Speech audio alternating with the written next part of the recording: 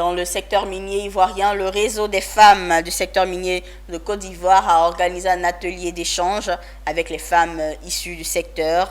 Ce mardi 13 décembre 2022 à Abidjan, l'atelier avait pour thème situation, opportunités et défis de la participation des femmes dans le secteur minier en Côte d'Ivoire. Une activité dont l'objectif est de faire un plaidoyer à l'endroit des décideurs pour une politique en faveur de la gente féminine et d'exhorter les partenaires pour un accompagnement. Reportage Michel Brou, Ismaël Doza.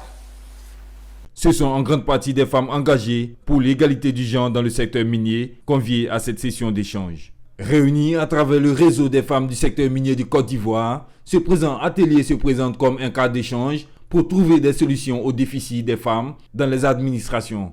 C'était l'occasion pour la fondatrice de donner les objectifs du présent atelier et faire un plaidoyer pour l'intégration du genre dans le code minier. Faire un plaidoyer auprès des différentes parties prenantes que sont le ministère en charge de la femme, le ministère en charge de la solidarité, notre ministère de tutelle, le ministère en charge des mines, d'autres partenaires institutionnels présents, financiers comme techniques, en vue de décliner un plan d'action triennal 2023-2026 pour améliorer la présence des femmes dans le secteur minier.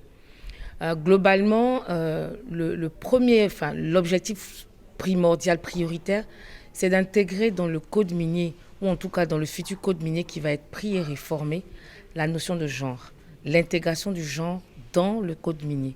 C'est d'avoir des dispositions juridiques et réglementaires qui facilitent ou en tout cas qui sont beaucoup plus sensibles aux gens.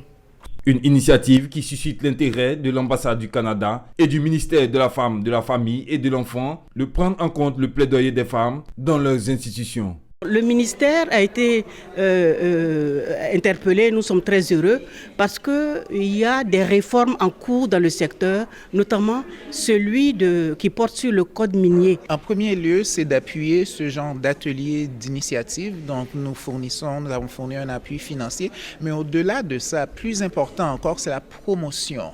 C'est avoir l'oreille des décideurs, c'est parler aux entreprises, aux minières canadiennes. Créé en mars 2015, le réseau des femmes du secteur minier de Côte d'Ivoire se veut une plateforme qui milite pour l'égalité du genre dans tous les secteurs d'activité. Il compte environ 215 membres.